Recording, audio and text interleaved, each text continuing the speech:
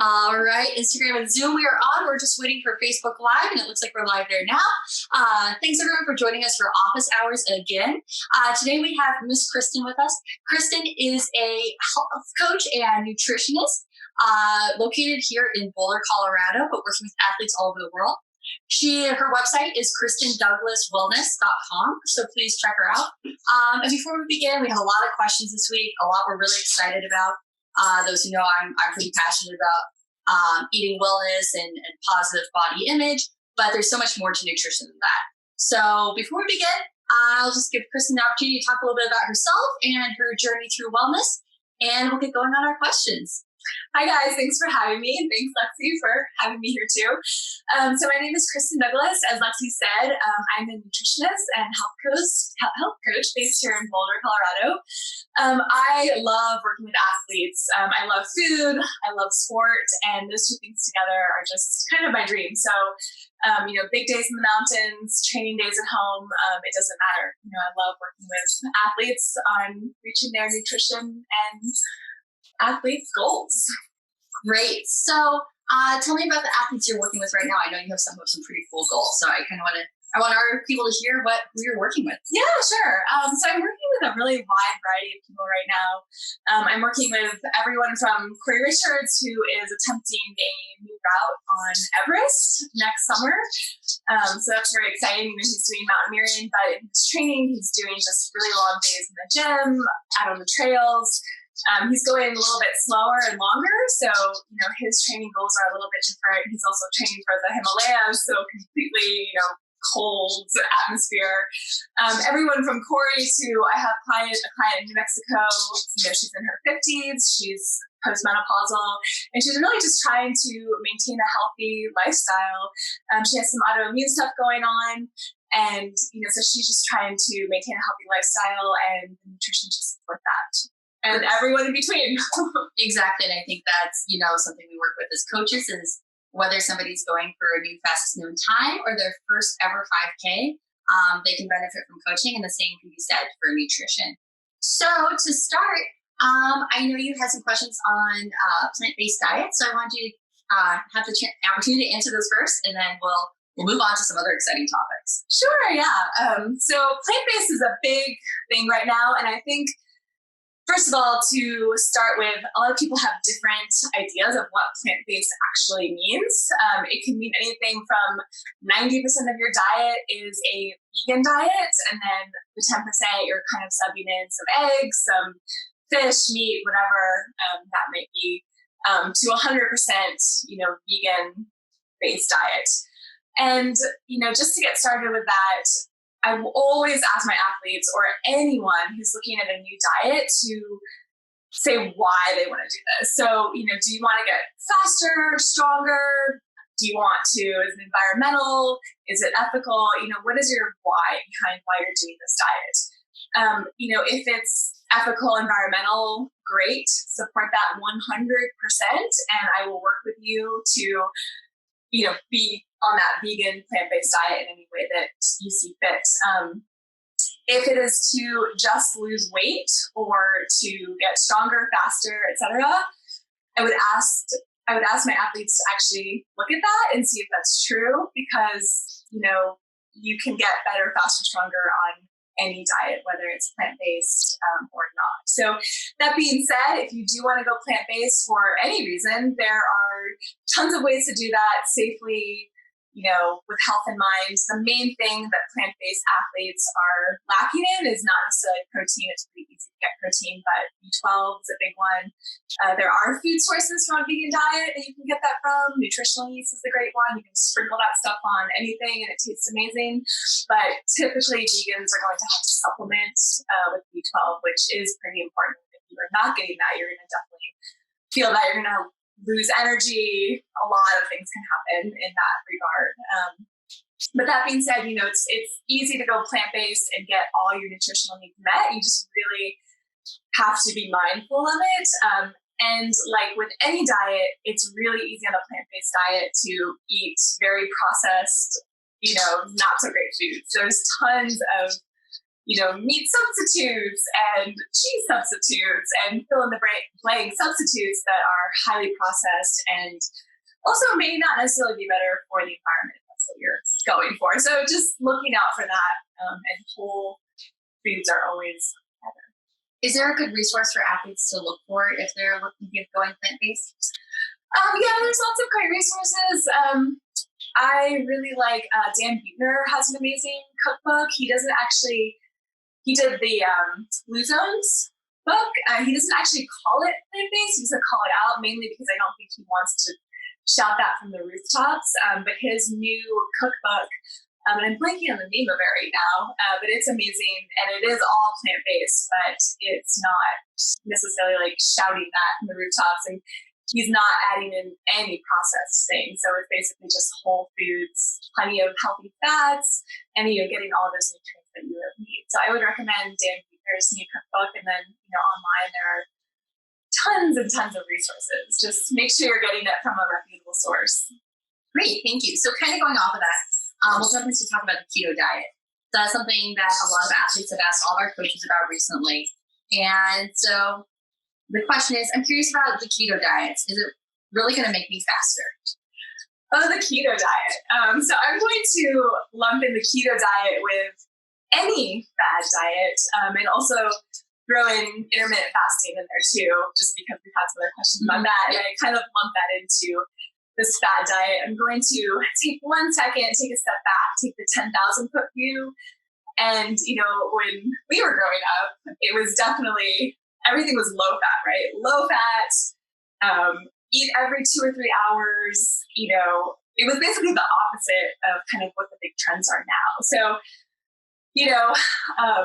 there's a lot of research on the keto diet, but I will say that most of that research has been done with athletes going at about 60% of their capacity. So it's not when you're going all out. It's not these like really tough, give it your all, because it's really hard if your body does not have those glycogen stores to expend that energy. So, the keto diet, intermittent fasting, I would not recommend keto to especially women who are, premenopausal, who have hormone stuff going on. It can be really tough. And that goes for any diet that's very, very strict. If you have a diet where you cannot deviate at all from this diet, to me, that is not a long-term sustainable goal. And when I work with athletes, people, humans, anyone, my goal really is to have my clients have a diet and a lifestyle that's sustainable forever. And so it's not just, for a few months, because let me tell you, as soon as you introduce carbs back in, you are going to gain all that weight back, or if it's not about weight, you're going to just be knocked out of ketosis, you're not going to be burning that fat for fuel, and game over. And so, with keto, do you really want to live your life? Or with any diet, never having that slice of birthday cake, never going out for pizza and beers, after a big race or a big day. I don't think so. I don't think that it's sustainable for the long term. Same thing with intermittent fasting.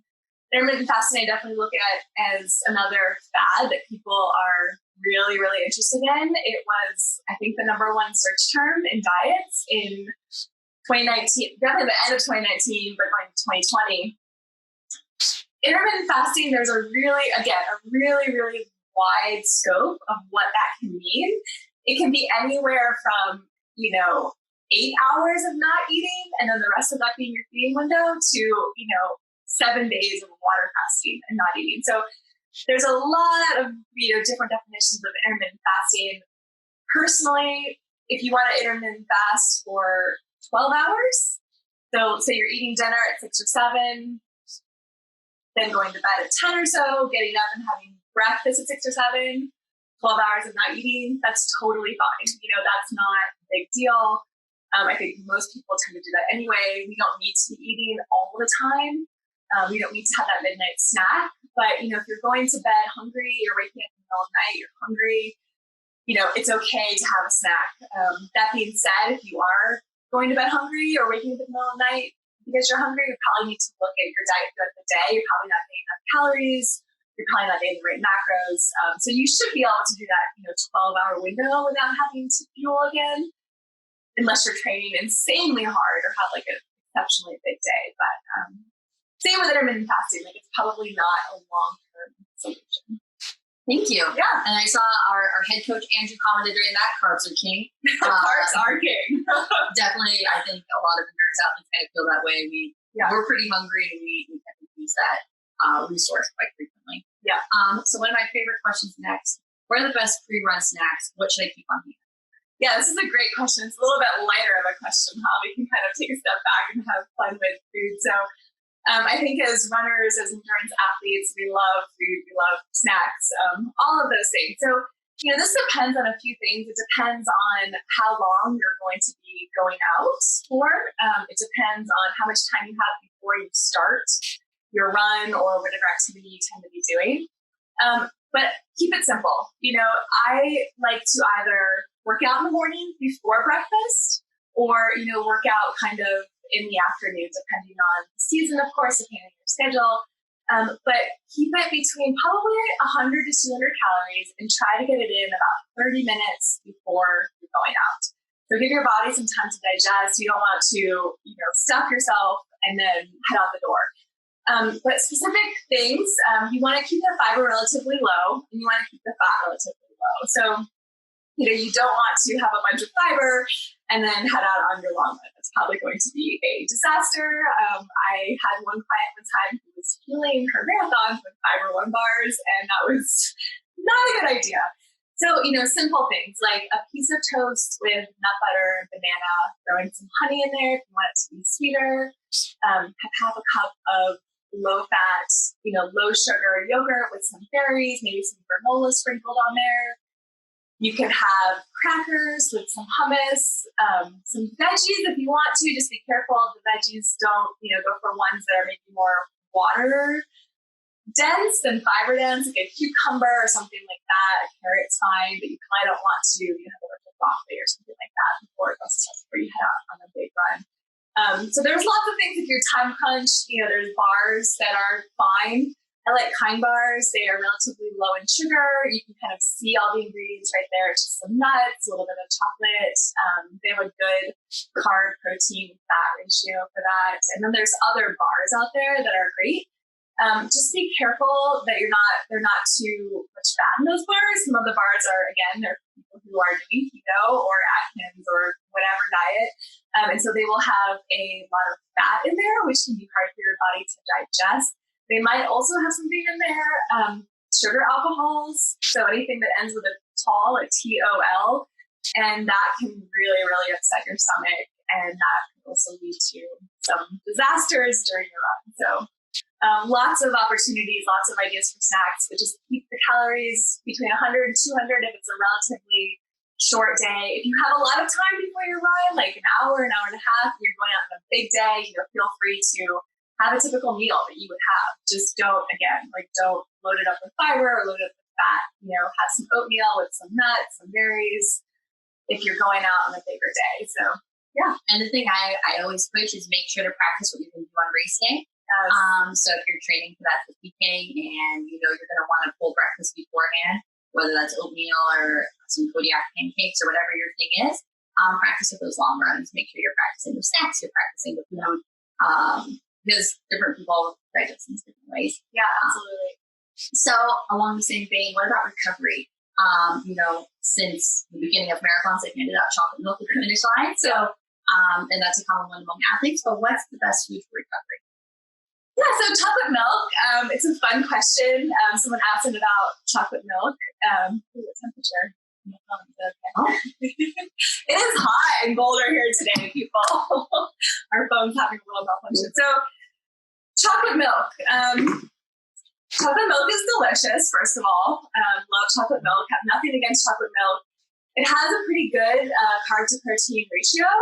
It's about a 4-to-1, 4 being the carbs, 1 being the protein ratio for that recovery. So it's in that zone of what you should be having after a big workout. It also has obviously liquid, so you're replenishing that water. It has the electrolytes, you're getting some potassium in there. That's in 1 cup of chocolate milk. Okay. So chocolate milk is fine. If it's the only thing around, if it's the only thing you want, great. Have that chocolate milk. I will say the downsides of chocolate milk, it has a lot of sugar. It has 25 grams of sugar in 1 cup. And really, who is having 1 cup of chocolate milk after they have a big workout? Probably not too many people. So, be careful if, women are aiming for 30 to 35 grams, men, 40 to 45 grams of sugar in a day. That's a lot of sugar in that chocolate milk. Also, a lot of these studies that were done that, kind of made chocolate milk the king of recovery, they were A, sponsored by the American Dairy Association, and B, they were comparing chocolate milk to water or plain electrolyte drinks, which had no protein at all in them. And so, the results are a little bit skewed on the chocolate milk part. It's fine if you have to have it, but I would prefer something that's a little bit more whole food. So a smoothie would be great. Make your own, have a protein powder that you like. You can use milk. Another thing is a lot of people have a lactose intolerance. And so, that goes without saying, if you have a lactose intolerance, that's probably not going to be the best option for you. So, post-run, post-workout, you get in a smoothie. That's a really easy thing to do. Have all the ingredients on hand. You know what's going in there. You can do your protein powder, a little frozen spinach, some nut milk, make sure it's unsweetened, just to keep that sugar in check again. You're already going to get sugar from the berries in there, a little bit of Greek yogurt, something like that. There's tons of things for recovery. But chocolate milk, if you have to have it, but it wouldn't be my first choice. Thank you. I completely agree that smoothies are great. I think my athletes know this. I encourage, or make yourself a nice little parfait and throw in some delicious berries or chocolate chips, antioxidants. But and again, everyone's different. Some people, they have a really sensitive stomach. The only thing that they want after a big workout, a big race, whatever, is ice cream, smoothie, chocolate milk, and something that's liquid, and they're going to be able to take that down really easily. And some people are starving and they just want a meal. A lot of times I'll do my runs right before lunch and I'm done and I am starving and I want an actual meal. And so, in that case, you're done running, you're done with your workout, whatever your workout is, feel free to have a big lunch. I think that's the most fun thing, have some protein, some carbs, and some fat, and eat like you normally would. And you're going to get all those nutrients in if you just have a great meal with food in there. All right, thank you. Yeah. So the next question is, am I really going to benefit or really going to notice the benefit of carb loading the night before a race, or is it more something I do the week of? Yeah. So, I think that myth has definitely been dispelled a bit with that, you have to have all the carbs and all the pasta before race day, so that week before the race, the taper week, your nutrition is just as important as anything else. You really want to prepare your body for that race. And generally, what's recommended is you're getting 70% of your calories from carbs. Again, carbs are king. We love carbs. That can be a lot for some people. And that's fine. You might retain a little bit of water because when you are eating more carbs, your body is retaining that water for all of that glycogen that's stored in your muscles. That's totally fine. It's going to help you on race day. And once you go back to your normal diet, whatever that is, whether it's 40, 50, 60% carbs, you're going to get rid of that. So don't freak out if you retain a little bit more water in your muscles. That's fine. It's totally normal.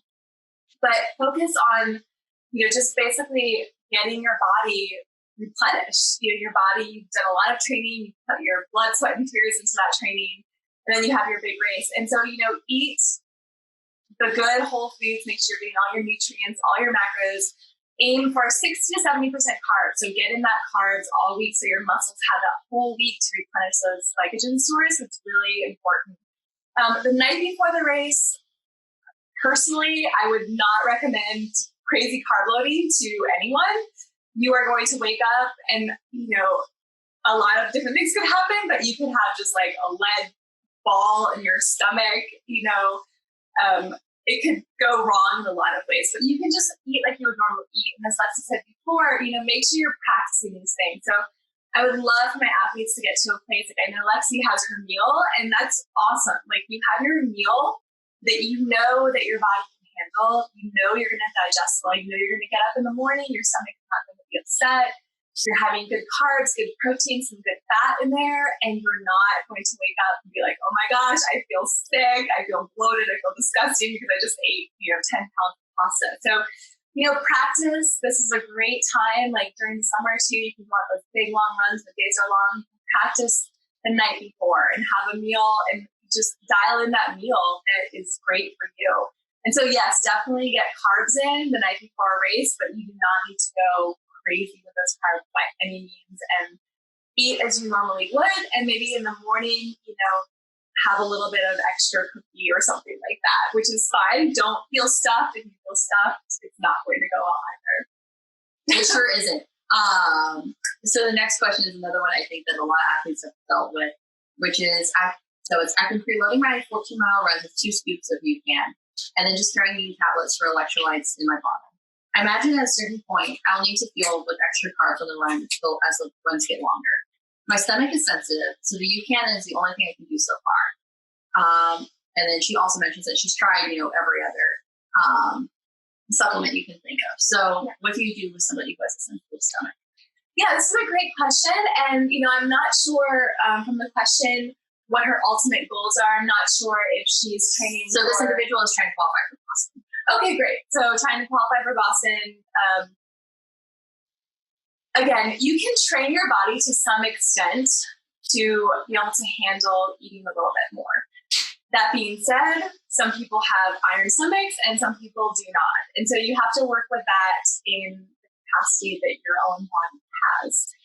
The UCAN is great. I did a little bit more research into the UCAN last night, and it's not going to give you that sugar crash. It's very balanced. It has about 90 calories a serving. So, as long as you're getting a couple of scoops of that into your water and you're, having 2 or 3 scoops of that every hour with your water, you should be fine, even if you're going on longer runs.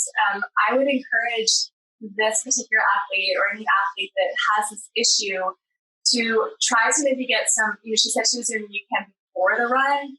I would encourage them to experiment with real food before the run and having the UCAN during the run. And that should be fine. If you want to fuel on liquid calories during the run, totally fine. A lot of people do that. They feel better doing that, especially with the UCAN. You're probably not going to get that insane sugar crash, but you are going to get those calories, the sugar, the carbs you need during that run.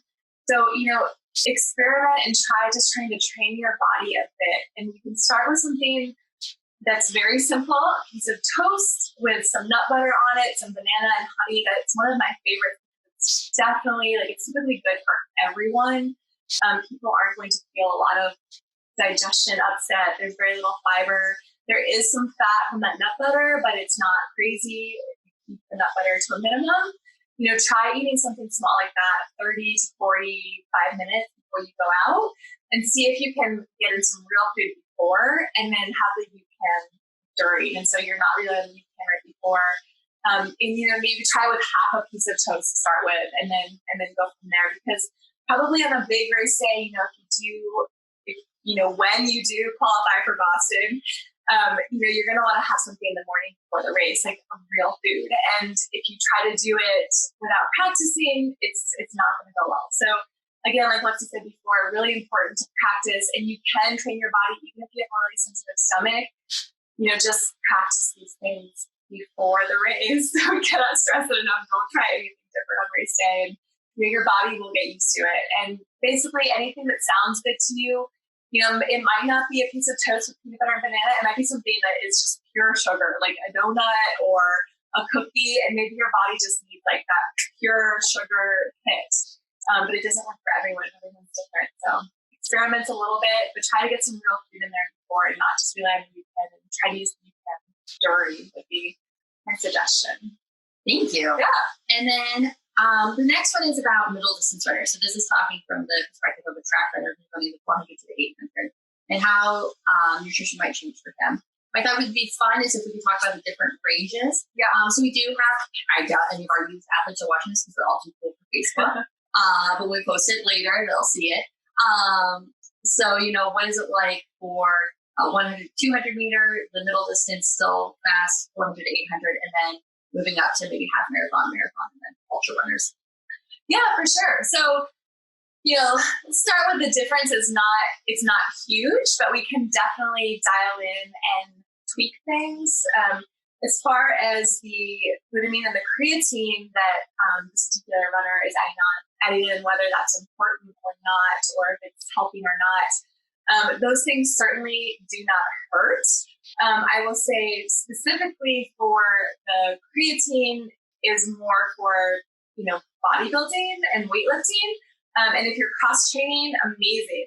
I know Lexi too is a big proponent of cross training for throwing in some weights or in yoga. So get that creatine in maybe after a weightlifting session, but it's not necessarily useful for after you're going running. It just hasn't been shown to really help. But going back a step, so short to middle distance runners, you're going to be more explosive, right? You're going to be tapping out of those energy stores faster. You want more muscle. You want that explosive, fast, quick energy. So, as far as fueling goes, maybe the carbs and the sugars are going to be a little bit more simple. So you have that quick hit of, glycogen to propel you. You probably need barely any fats, any protein to, before you're working out. You probably just want that quick hit and be able to go.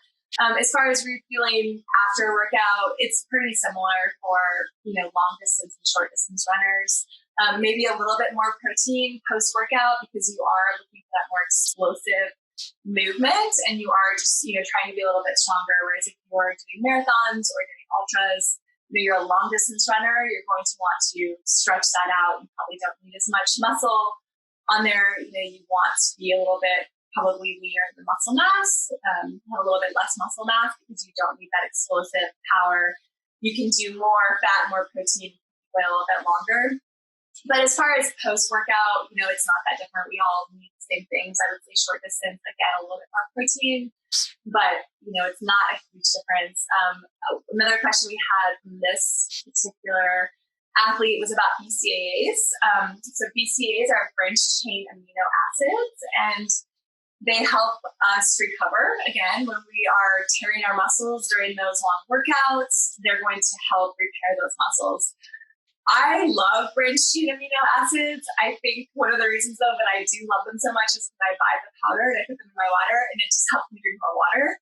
And staying hydrated is always a plus. So, branched chain amino acids definitely cannot hurt. That being said, they are already in most of the foods we eat. So, protein sources from animals, and then they are in some legumes, so they are in some vegan sources as well. So, we are probably typically getting those as long as we're eating a balanced whole foods diet. But there's nothing wrong with getting in some extra branched chain amino acids. I love them. A lot of athletes love them and swear by them. And so, go for it with that. But yeah, the creatine and those powders, you probably don't need to take those after every running workout. But if you want to take those to repair your muscle after, a strength training workout, then that's great. Good. So then I know we've also in the past gotten questions kind of similarly about when to eat protein in the long distance race. Are you eating that all in marathon training? And then again, kind of difference of how am I going to go for a 5K versus a marathon or ultra marathon? Yeah, sure. And again, everyone is different. So, finding what works for you is really the key. But during shorter, faster races, you're not going to need that snack aid station. You're not going to be needing to have a sandwich. That's just not going to be necessary. Maybe, you have a gel, something short, something small, and something that's just going to give you a quick hit of sugar to replace, working hard and going fast. So, definitely have a gel or something like that, something small, but you definitely don't need to be, refueling during a 5K race with protein or something like that. During an ultra, again, they can go, from anything right over 26.2 to, hundreds and hundreds of miles. If you're attempting an FKT, again, the distances are pretty great. So finding what works for you is really, really important. Some people are great on a race and they just have like 20 gels and that works amazing for them and it's all sugar the whole time. I don't know many athletes that are in that boat for, the marathon or ultra, especially the ultra marathons. You're going to want to train your body to be able to ingest some protein and some fats during that race because it's a lot. You're out there for a long time and your body just needs that fuel. Eventually, if you just keep feeding it those quick hits of sugar, it's going to crash and that's not going to be good either. So again, play with it. When I first started running longer distances, I thought that, I needed sugar all the time. I love sugar. It's what motivates me. And when I did rim to rim, I think I had a double Snickers bar at 4 a.m. and I was regretting that decision. I think it's better if you can if you're running a long distance, to get in some protein, fat from those aid stations and salt, and then rely on the sugar later on because it's really going to help you when you get to the end and you are hurting and you are not wanting to go any further. Having that hit of glycogen and that sugar, it's going to help you finish that race and finish it strong. And so I would say maybe save the really, really high sugar stuff for towards the end of the race if you can. And then how often in a training run or a race should somebody be refueling and hydrating? Yeah, sure. So again, everyone's different. I know I said this for every one, but some people are heavy sweaters, some people don't sweat at all. So you kind of need to know your body and know how much you need to bring with you. I would say if you're going out for an hour or if you're running 5 or so miles, you're probably okay not having anything with you. If it's a particularly hot day, I always want to bring some water if you're losing a lot. I would say aim for about 250 to 300 calories per hour. And, whatever that looks like to you, whether that's 3 gels, whether that's, some potato chips, whatever sounds good to you, whatever you can get down, 250 to 300 calories per hour is pretty good and kind of what you want to aim for during a race to keep your body going. And then again, refueling as soon as you're done quickly, in that first 30 minutes, if possible, get something in for recovery. And again, the water, it totally depends on how hot it is and the person. If you're a heavy sweater, but half a liter every hour if it's hot for sure, maybe even more, a liter every hour. Let's say you're on that and see how it works for you. Thank you. And I think that is the questions we had. I'm taking a look real quick just to see if any are up on social. Well, I haven't been looking as I sometimes do. As I do that, if you just want to, again, kind of tell people where they can find you if they're tuning in late, if you're currently taking clients, and maybe talk a little bit more about your business. Yeah, sure. So I will just kind of wrap this up by saying, there is a lot of confusion, I feel like, and a lot of mystery around food sometimes, and especially food as it relates to athletes. There's obviously issues with eating disorders, disordered eating, all of that, it's all wrapped up, and athletes are especially susceptible to that. So, I just wanted to say that, food does not have to be so complicated. Food is our fuel, it's community, it's love, it's amazing. We have food in so many different aspects of our lives, and, it should be celebrated and not looked at as a big, scary, intimidating thing. And everyone, again, is different. Everyone feels better doing different things. And so my goal as a health coach is to find out for each client what works best for them. And because that's very rewarding to, have someone kind of figure out a diet and make it not feel so intimidating and have it also be something that's going to last for the rest of their life and not just, for the next 6 months or to the next race. That's not the goal of this. You can find me at ChristinDouglasWellness.com, as Lexi said at first. You can also find me on Instagram. On Instagram, it's actually Christin Feely. And yeah, I am taking on new clients right now. And I'd love to offer everyone here, a free consultation to see if it's a good fit because, it has to be a good fit for both of us. But yeah, I look forward to hearing from you guys. It's great. Great. Thank you so much, guys, for joining us. And we'll see you next week. We'll announce our theme for that once we see who will join us. Thank you.